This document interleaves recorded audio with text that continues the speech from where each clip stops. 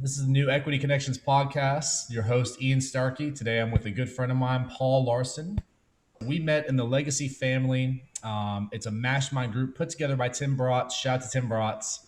A bunch of really high level operators, real estate entrepreneurs. There's a couple other entrepreneurs, a couple other businesses in there. But yeah, so Paul, let you tell the people about yourself a little bit real quick. Appreciate it, man. Thanks for having me again. So Ian and I met in Austin, Texas, at the Legacy Summit. And Ian, actually, my partner, Jeff, did you meet Jeff? Jeff Yeah, I met Guro? Jeff. Yeah. All right, cool. So he and I joined about a week before that summit took place. So we're looking forward to the South Carolina meetup here in about 2 months. You going to that? Oh, absolutely. All right, cool. Yeah. So to a little bit about my background. I've been in the past 10 years. I've been in sales and really, helped grow car dealerships from BMW to Land Rover Jag, Cadillac, and so on. And I worked as a finance director. We did a lot of finance and put deals together, along as general sales manager, kind of build the teams up, build the marketing up, build the revenue. And then I'd go from dealership to dealership to grow. But I got headhunted back in 2018, late 17, 18, to go work for a real estate investment firm downtown Mobile, close to where I live. And there we really focused on wholesaling and flipping. When I got to the company, I was hired in as a director of sales. What they needed was someone that could build a team and really drive the sales, close more deals, and so on. So, long story short, I was brought over as director of sales. We were doing roughly about 50K a month, and by the time I left, we were close to 300K a month. And we built out about 6 lead managers, close to 5 or 6 acquisition managers, and we had a disposition team with 3 disposition managers. And we do about 30 wholesale deals a month. This was single family, and we'd flip about anywhere from 15 to 18 deals a month. So we're very active, very busy. While there, had a lot of success, had a lot of fun. It was very much a grind. And I realized, I was like, man, this is so transactional. Like, I really want to build something. So I started, I had a few rentals at the time before I hired on with these guys in a commercial property with a single tenant. And I really enjoyed real estate. Knew that's what I wanted to do. And flipped several houses. I mean, made good money made 50, 75 grand on one deal, lost 20 grand on the other. Didn't really care to flip. But we did really well as a company. We always stayed very consistent. The reason we did was because we had a construction crew that worked nonstop. So it's all about having the right team, the right crew. But on my own, I really, really enjoyed rentals. So I started with a few rental properties, and then I bought a duplex, and then I bought a couple quadplexes, bought an 8-unit apartment, then I bought an 18-unit apartment.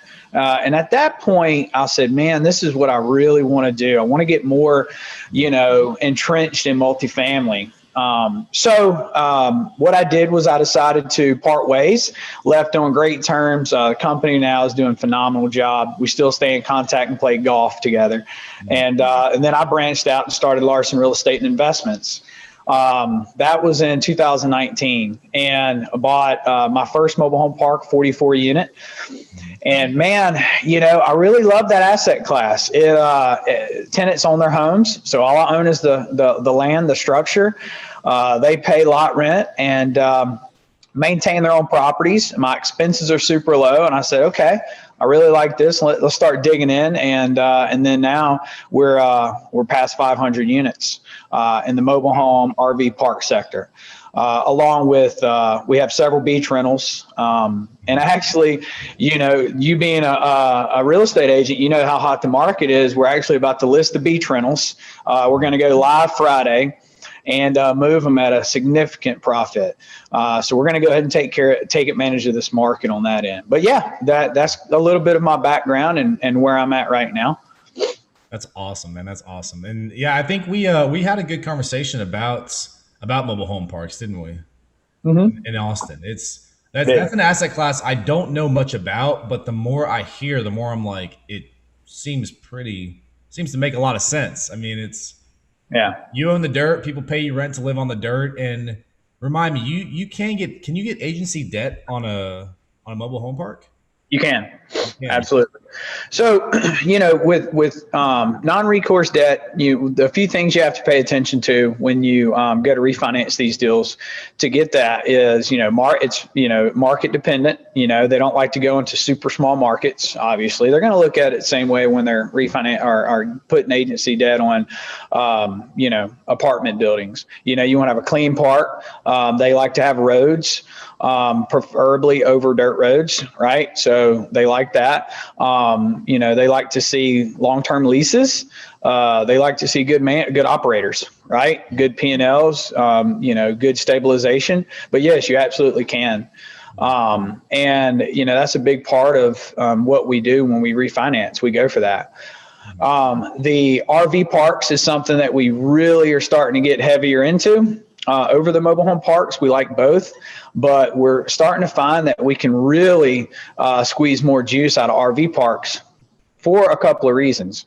One is that most RV parks are full-time, short-term tenants, which, is really good. But if you want to make it to where it's a little bit more, less managerial duties, along with being able to enjoy the asset class a little bit more, I found to do about 60% full-time, and then you can have that, consistent income coming in. And then also the other 40 to 35 to 40%, depending on how you want to do it, you do short term. So you have a portion of the park to where you can really maximize, your monthly rentals, and sometimes get 3 times what you typically would for a monthly rental. So it's really awesome to be able to move that. In the mobile home parks, you don't have quite that opportunity. Everybody's going to practically pay the same amount of lot rent, but it just depends on what type of investor you are. There are plenty of mobile home park investors that like to own the homes. And pre-COVID, it was very interesting on the returns. I mean, you could buy depending on your market, a $10,000 home, put, $8,000 in it and rent it for $700 a month, So at a $20,000 investment, you're getting $700 to $750 a month. So it was a really good return. Yeah. Yeah. No kidding. That's awesome. So would you rather own your mobile home, or you said you just own the dirt, right? You just own the lots. So one of my parks, I have a 50 unit park that we own 26 homes, but we're actually in the process of seller financing those homes back to the tenants. So the way I look at it is, how can I scale faster? I prefer to scale faster, do deals with, people that I enjoy doing deals with, the less amount of work as possible, right? There's always going to be a certain amount of work involved in real estate, period. You can't just hand the keys over and expect it to, run on autopilot. But, if I can mitigate my risk, lower my expenses, and have the least amount of work possible, that's what I'm going to do. That's the way I prefer to do real estate. So I prefer not to own the homes. And the reason being is then I don't have to insure them, so now all I have is liability insurance. Most tenants keep up their own yard. So we have lawn care that takes care of common areas. We're able to, have a consistent rent number. We don't have to worry about maintenance. So we don't know when, Joe leaves, we have to go in there and spend $2,000. We don't have to do that. So we find that tenants treat it more like a residence, and they take pride in their home ownership, right? And so there's a lot less headache. You have much higher quality tenants. They own their homes. They take more care of them. The rent is very consistent, and the cool thing about it is 100% collections during COVID. So, we truly love, this asset class, man, I'm telling you, is awesome in so many different ways. But that's the great thing about real estate. There's so many different ways to get into it. And so that way you can kind of really find your niche, figure out what you want to do. Mm-hmm. No doubt. That's awesome. And I could see that aspect of them owning their trailer home, taking more of an ownership factor, as opposed to, some weekender comes out in the RV, drinks 20 beers, or hangs, lets the kids loose. They're like, I don't want to clean this up. I don't care. Yeah, that's right. That can happen for sure. No, that's awesome, man. That's awesome. That's cool. So You're in Mobile. What markets are you looking in? Where do you currently own property? Where are you looking to buy some more? Okay. So right now I'm currently in Mobile, own properties in Mobile, Alabama, Baldwin County, Alabama. I'm in about 4 markets right now. I own property in Ocean Springs, Mississippi, Mhm. which is a very hot market. It's a very quaint little town, old town. We love it. Great renters, great, high rent market. We have properties in all through Mississippi, all through Alabama. We're breaking into Florida right now. So we're really big on the Gulf Coast. Mhm. We're looking at stuff in Georgia. We're looking at development project in Ocala, Florida, about 770 pads there. We're looking at development projects. So we're looking into pretty much anywhere in the Gulf Coast. We love it down here. We find deals from what I like to say mom and pop owners.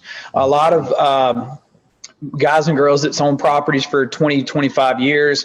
They've done a really good job with the property. They've taken a lot of pride in it, but they're ready to, take their money and run, retire, kind of enjoy, their retirement and everything they've kind of worked for. So I find a lot of mom and pop owners here in the Gulf Coast that I really work well with.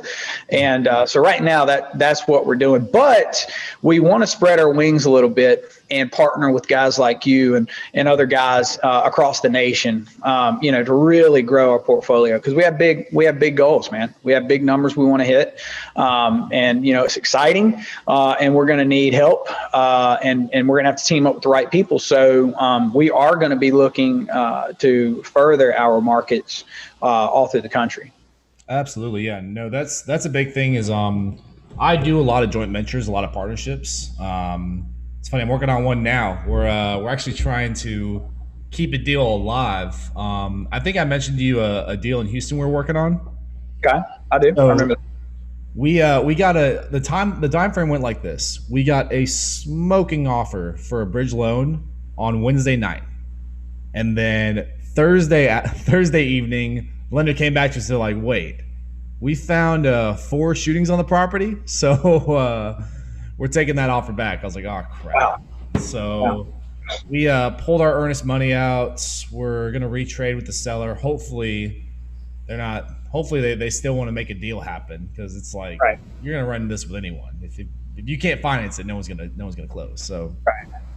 we're working on that right now. But Tell me a little bit about the deal. yeah, so this deal, it's a broken condo. It's a broken condo that we're going to. Our focus is to buy out the entire property long term and convert them over to apartments.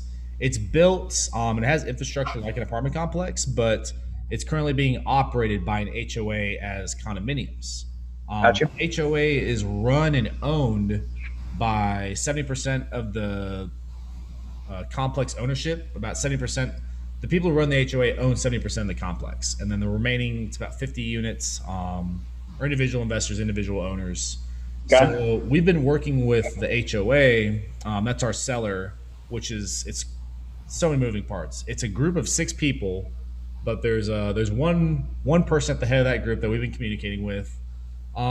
It's been it's been an uphill battle with them, because there's so many problems with this thing, man. There's like 6 lawsuits. We found out about shootings on the property, Right. and it's in a part of Houston where it's not bad, but it's not good. It's definitely, the neighborhood's moving in the right direction, but That's good.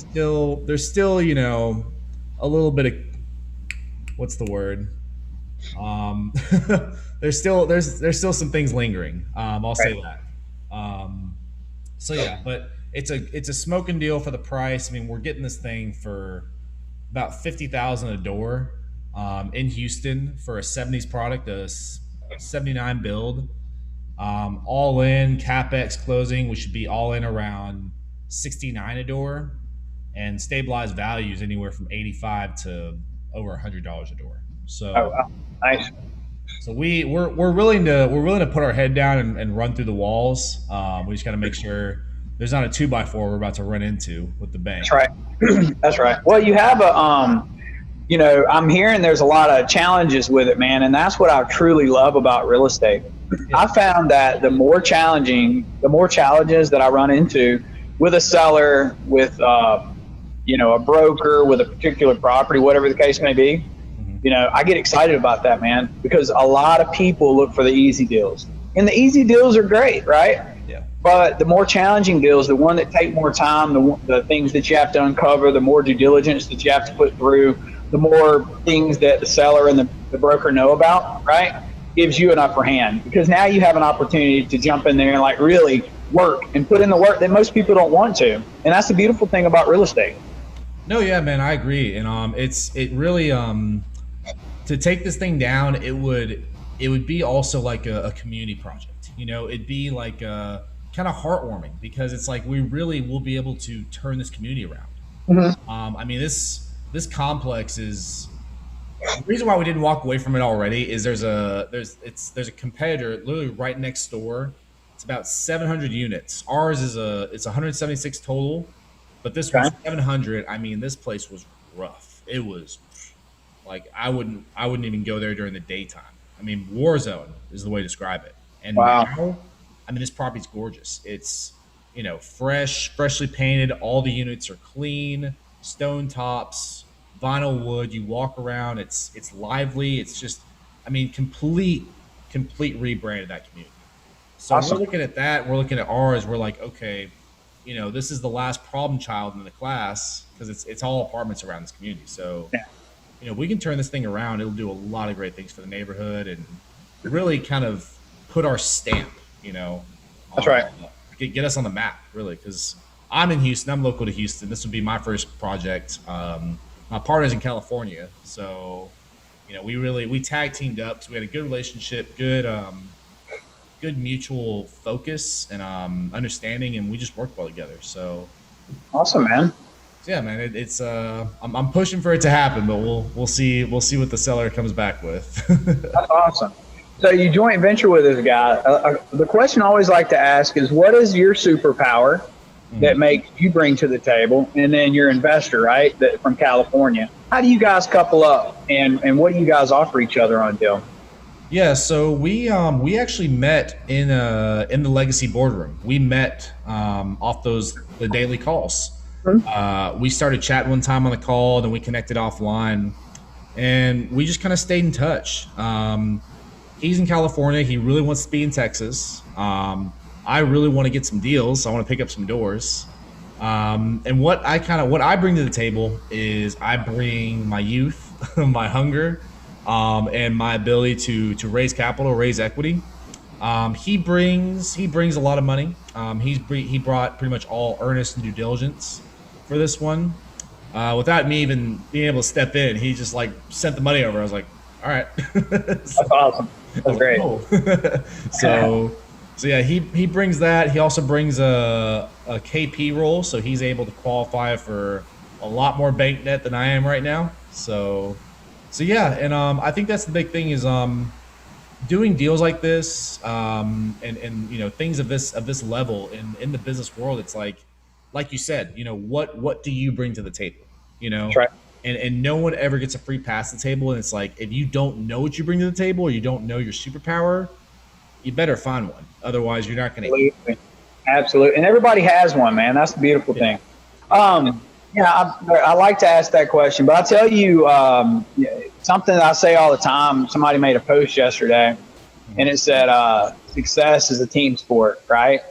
And I believe that 100%, but I always say, commercial real estate, multifamily real estate is a team sport, and that's when I really started scaling, is when I realized that. Because you can easily get caught up with, I want to do all these deals all by myself and make all the money, right? And that's easy to think like that. But when you're talking, and you can do that for so long, right? Yeah. But it becomes so much more fun when you team up with people, man. And when you can do the things that you absolutely love, like I love to negotiate deals. I love to, raise capital. I love to, meet amazing people like you and get up and just think big, right? I have partners that, analyze very well, that are phenomenal asset managers, and then so on and so forth, right? So then you have that energy level that just rips and runs on a daily basis because you're doing what you absolutely love.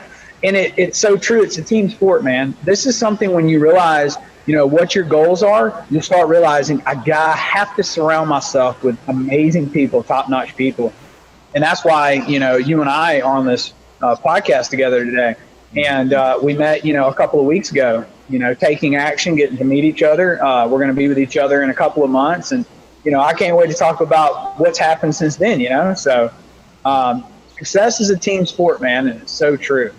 No, absolutely, man. I mean, you hit the nail on the head with that one. It's like people get so wrapped up in that mindset. You have to do everything yourself. You have to, it's almost like a you against the world. But especially in the commercial space, it's a team sport with everyone involved in the transaction. I mean, the seller, it's not like they're gonna fight you to the nail and the tee, and if they are, the deal's not gonna happen. I mean, everyone's got to play nice in the sandbox for these things to happen.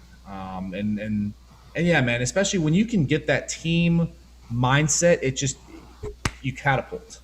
I mean, I had a conversation with a guy yesterday who he took over this property from a guy who couldn't close. He's buying it appraised at $9 million. He's going to close for $4.7 million. Whew.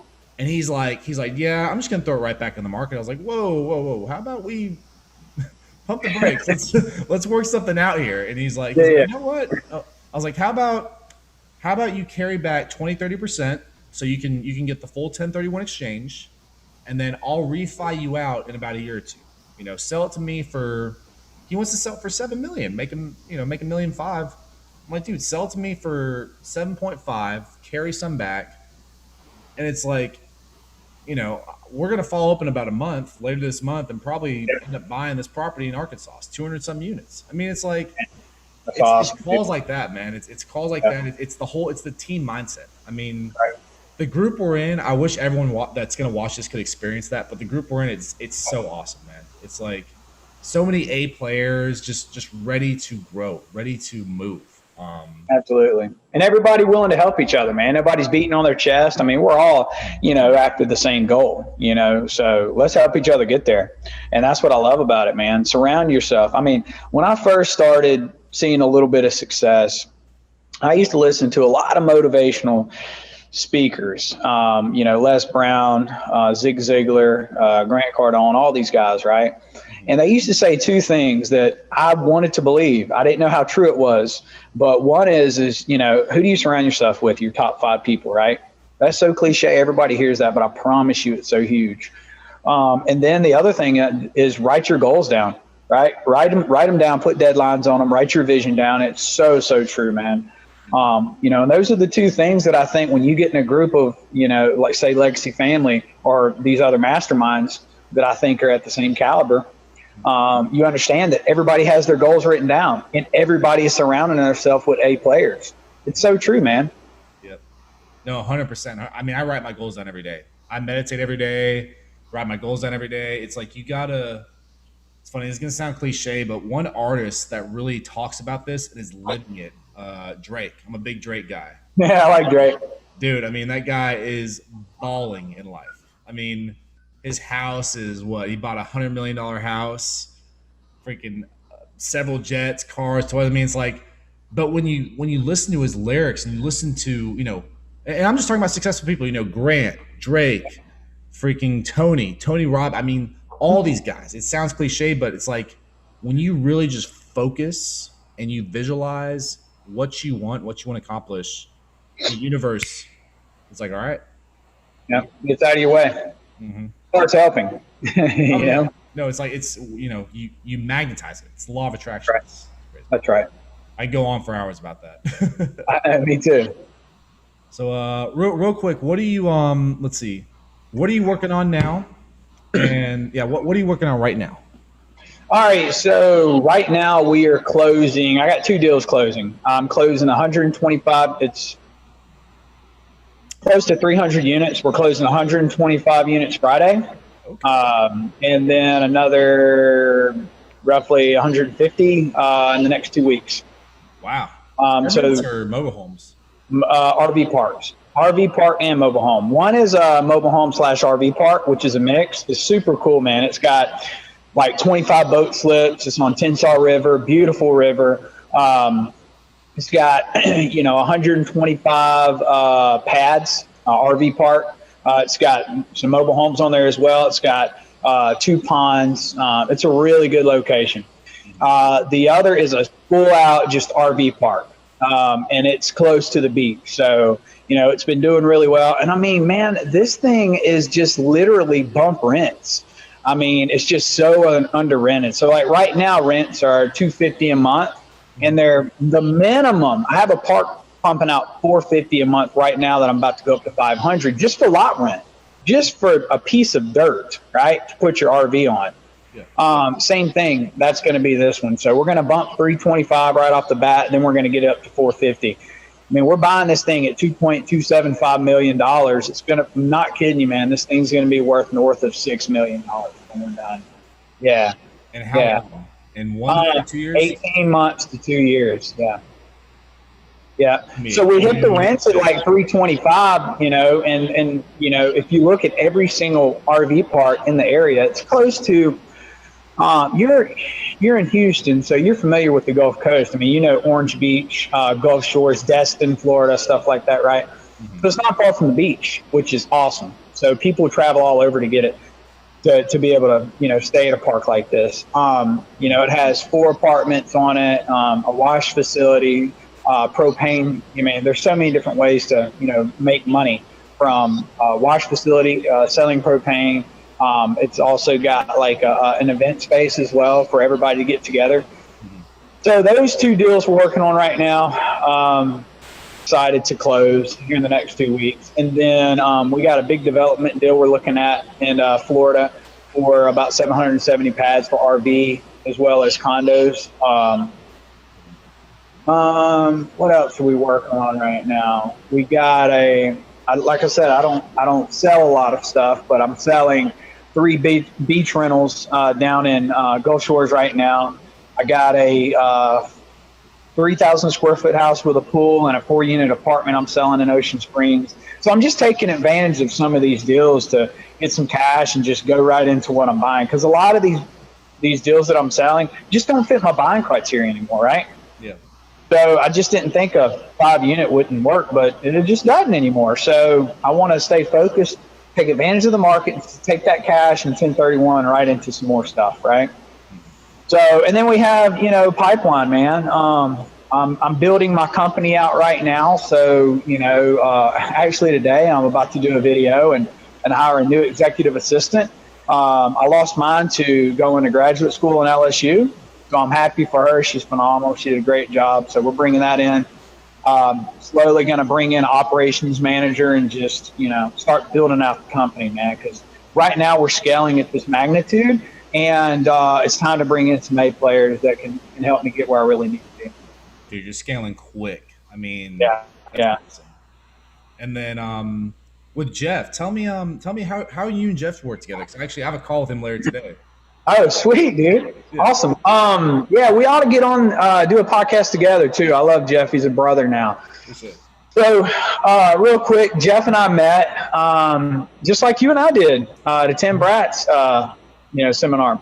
Yeah. So we met in Tampa last year in February, mm-hmm. right before the pandemic took place, right? Mm-hmm.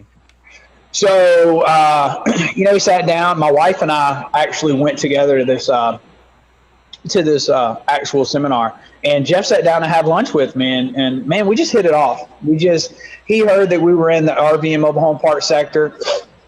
Jeff's been in, self-storage, apartment buildings and stuff like that. But the dude is a genius when it comes to asset management, right?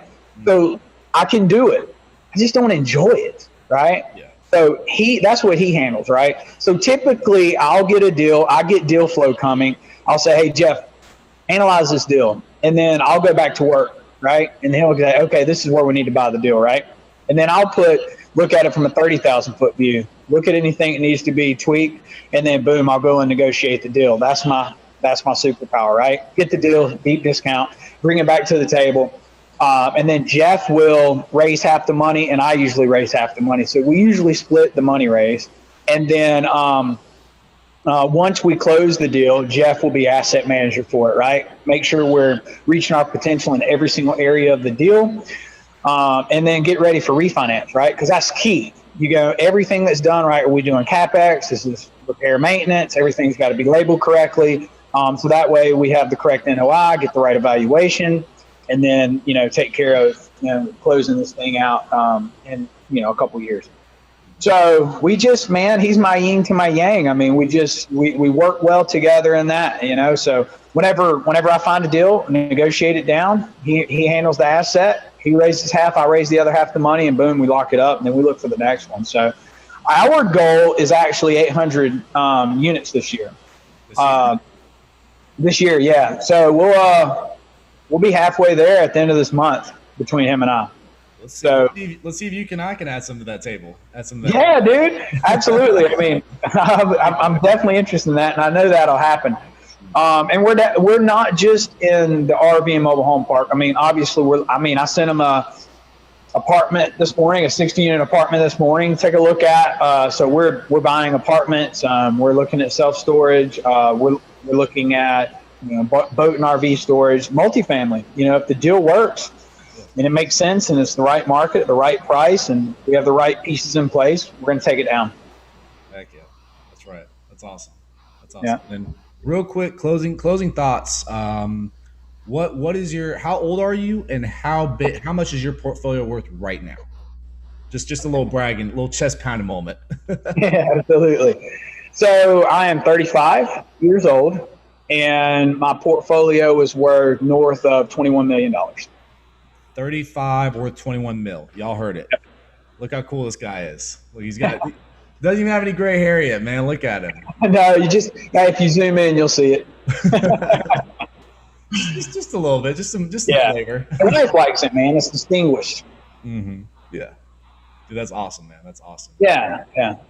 Paul, I want to thank you for hanging out with me today on the podcast. It was a great conversation. Love the energy, and we are definitely going to link up soon on a deal. Thank you, Ian. I appreciate it, man. Talk to you soon, bud. All right. I'll cut it right there. Dude, good call. Good talk, man. Man, I enjoyed that. We could have kept going all day, bro. Hell yeah. So what do you where are you looking for deals? Are you looking like in Alabama and Texas? Where are you finding your opportunities? I've been blessed to find them in my backyard, like 3 hours or closer to my home. I literally have 4 parks now, 2 parks closed, 2 parks closing, that are 30 minutes under my house. And dude, I just get along well with these sellers down here, right? And I do well with sellers up north, man. When I was in sales, I mean, I traveled in sales too. So I went around and I worked in different states. And just got along with everybody and learned how to just really get people to open up, tell me their, challenges. So that way I can have an opportunity to close them, man. I'm kind of like you, if there's a deal to be had, there's a deal. I mean, I'm not a high pressure salesperson. I'm just an aggressive. When I say aggressive, like I'm gonna get on the phone, I'm gonna make the calls, I'm gonna get in front of the person, but I'm not gonna push or force anybody's hand to do anything. Because you can't close a deal like that, man. You have to understand what are their pain points. And it's not price a lot of times, right? Sometimes they're just flat wore out. Sometimes they're scared to pay taxes, man. And they're like, well, I just don't want to pay all these taxes and I'll work out a seller finance deal with them. Well, let me show you how to do this. Some things are just, better if you just ask the right questions, man, and you just shut up and listen and let them tell you. And then that way you can close them, because you can't close anybody. You can't force anybody to sell a deal. You got to understand, like, truly, what's been going on with that deal and them. And then you can kind of understand their psychology, their morals, and you can get on their level, man. So Alabama's been really good to me. Mississippi's been really good to me. Florida, Jeff just moved to Orlando, and so we're looking to do some deals there. And I would love to do something in Texas, man. Dude, absolutely, man. I'm looking hard. I'm actually gonna walk a deal. Not tomorrow, Thursday, just because we're still kind of on the fence about this one, the one I was mentioning. See, I'm gonna walk another one. It's a 60s build, but it's there's a high upside in it for some rent bumps, so we're gonna look at that. Spoke to a guy looking at one in Arkansas later this month. Just hungry to find some doors. I want to start looking at some RV parks, to be honest with you. There's a couple in my house. I live on the lake, and I'm like, man, I need to start just popping in, see what's going on. Absolutely, dude. I can help you with those. Mm-hmm. We love them. We do. Mm-hmm. And it's nice to have certain amenities, unless it's already well established, Yeah. right? Then you don't really have to have that. But like you said, this one's like by a lake, right? Mm-hmm. Yeah, so they love that, man. People love that. That's like a destination. So look into that. Look into the wash facility. What kind of infrastructure is there?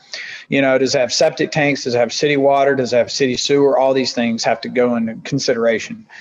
And then what is market rents? It's cool because really it's the same thing as doing an apartment building. It's really no different. Yeah. You just got to kind of pay attention to the seasonal stuff. Like when is this thing super busy? When is it not? That's why I like having some full-time people, because there's some locations where sometimes summers are not good, right? Yeah. And then sometimes winters are not good. It just depends on the market. Mm-hmm. So you can have that consistent income coming in. That's like the beaches. My beach rentals, they kill. So I have beach rentals that'll do, 5x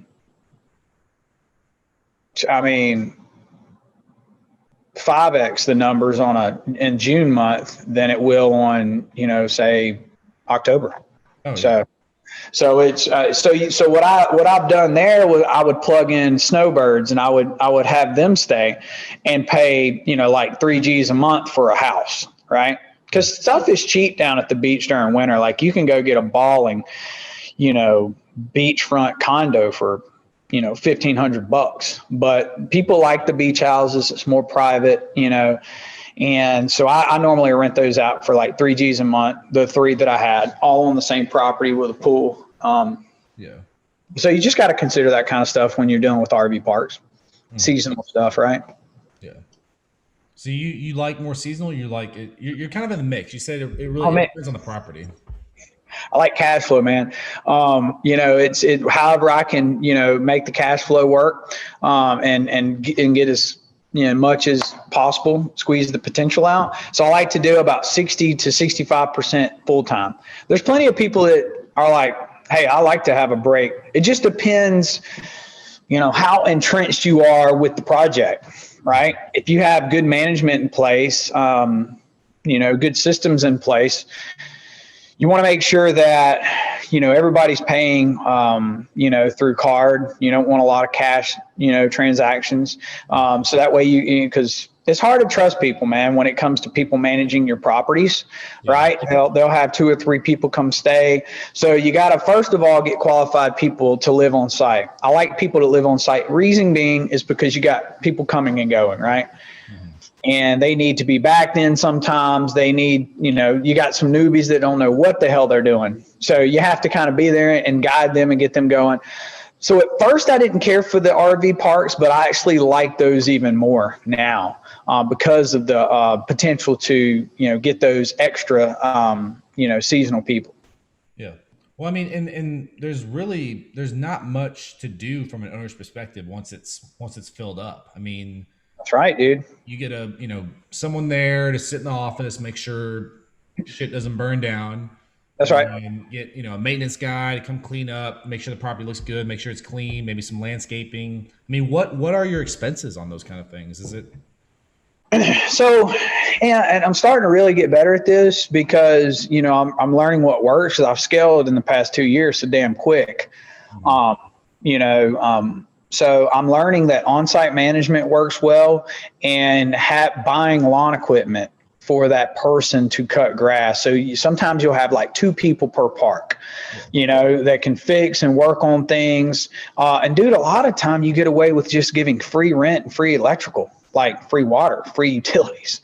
Yeah. So you save a lot of money and give them a little bit of authority. So you'll find people that like that, right? They look to have the authority. They take ownership of the park. They prefer that over, they like pats on the backs and feel like they have some type of ownership than they do the money they make. A lot of times it's retired people that I use, a husband and wife, retired. They already have income coming in. They're already RVers. They understand RVers. They understand mobile home parks, right? So the expenses is typically general liability, If you need to lawn care, right? If you don't want to put that on whoever's there, you can just count on a lawn care professional to be there every 10 days to 2 weeks, depending on what time of the year. You have like dumpster fees. You have some, like you said, some landscaping. You'll touch up landscaping every year just to make it pop. If your road is not, paved, then you're going to have some maintenance there as far as bringing in crushed rock, crushed asphalt. And a couple of my parks aren't, and some are. You have, depending if you have property manager. I don't have property managers on the RV parks. I just have the on-site management. So that's about it, dude. I mean, it's very, very minimal. And then sometimes if you're in the Southeast, you'll have hurricanes. So you may have like some tree work that needs to be done. You have to make sure you keep trees trimmed over RVs. And then you may have a tree or two come down. You have to pay to get that taken out. Other than that, if you have septic tanks, obviously you got to pay attention to those. I'm not scared of those at all. It's not a big deal. You just got to stay on top of people. Make sure they use the wash facility and they're not washing in them. They're not flushing things down, and you make sure you let people know, hey, if I have to come clean this thing out and there's something in there with that, an object that you put in there, then in this lease, it shows you're going to pay for it. So they pay a lot more close attention when you do that. But yeah, man, you don't have to work on toilets. You're not working on roofs. You're not repairing sheetrock. You're not getting calls from tenants. Hey, this doesn't work. That doesn't work. The light's not working. They call somebody else. So you don't get those crazy calls. You have on-site management. Your expenses are super low, and it's very consistent. The return's good, man. Mm-hmm. What's a typical? It's like 30 to 40% expense ratio. I mean. We have around 28 to 35%. That is nice. That's so low. Yep, exactly. Yeah. And there's not a lot of people doing it, Ian. When I say there's not a lot of people, there are a lot of people across the country doing it. But if you went around and the Legacy Summit and asked everybody what they're doing, I guarantee you only a few percent would say RV and mobile home, right? That's what I'm trying to say. Yeah, no, very few do, but the ones who do, I mean, they're like, man, I'm living the dream. Exactly.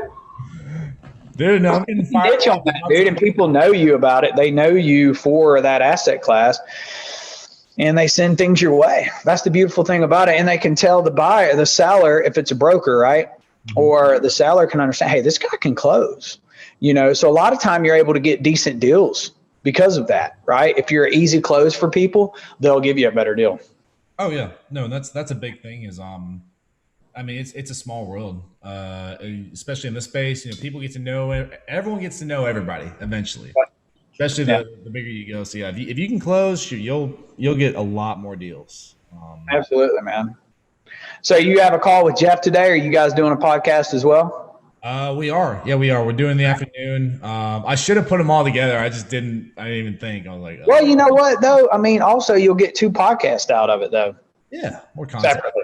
And then you can set up for a, all of us being on there at one time. Say, hey, I had Paul on there. I had Jeff on there. We're going to have everybody on here today. Mm-hmm. So I'm actually, dude, I actually thought I was doing something in social media, but I'm not doing jack shit after hearing Ryan Pineda. Yeah. So I don't have an IG, dude. Can you believe that? Yeah, I don't have an IG, right? So I'm going to create that this week. What? You should have an IG. You should get it. I know. So I say I'm pretty heavy on Facebook, and that's only good for local, right? Locally, that's only good. It's not good for nationally. It's not good for any type of real marketing. But a lot of the deals I do or any deals that I walk, I post, man, and I pick up investors that are locally to me, right? We just sold our restaurants. We've been in the restaurant business for 10 years. I didn't mention that earlier, but, so now my wife is practically retiring, from that. And, she's going to, work her magic in our business. She's really good with brokers, man, PR, and people love her. She just lights up a room when she comes in. And, so a lot of times she'll talk with brokers, investors, and she'll send them my way. Right. And then we'll work on a deal. But I got to do an IG account. I'm actually going to do a podcast as well. Yeah, so I want to do this as well, man. So I think what I'm going to do is actually have a co-host. And it's a really good friend of mine, investor of mine. He's an agent, but he invests in real estate as well. So he has a pretty cool point of view. And we're like brothers. So he's 27, so he's a little bit younger than I am. He has a good point of view. Him and I met from, he's part owner in these F45 gyms. You ever heard of F45? I think I have. Yeah. Yeah. So it's like a hit workout program. So they have, gyms where you go in and different times of the day, and they have what I love about it, dude, they have really good music, like really good music to work out to. And so you typically get a partner. Pandemic kind of changed that up a little bit. You're having to spray all the stations off and be 6 feet, but now we're getting back to normal. And, but anyway, so it's 45-minute workouts. Mark Wahlberg infused like $60 million into this company.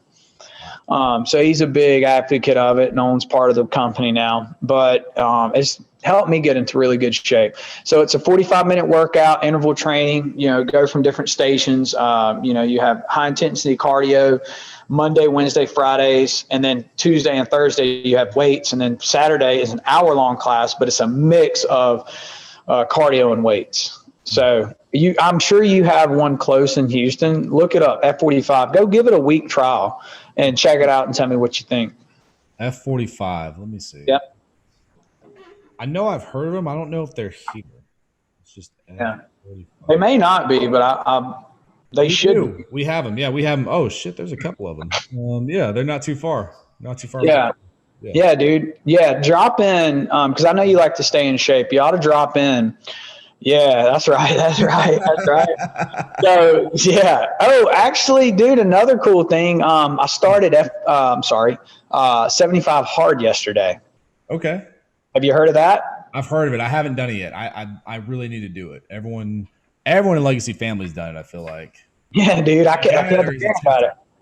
I kept hearing about it. So I started that yesterday. And Jeff actually started it a week ago. So we're both in the middle of that. But dude, listen, I enjoyed the conversation, man, and I definitely want to do some deals with you. We're in Legacy family together now, so we'll be able to see each other pretty often throughout the year. And dude, I'll make an extra trip to Houston to come see you too. There's plenty to do there. Come on out, baby. Let's go.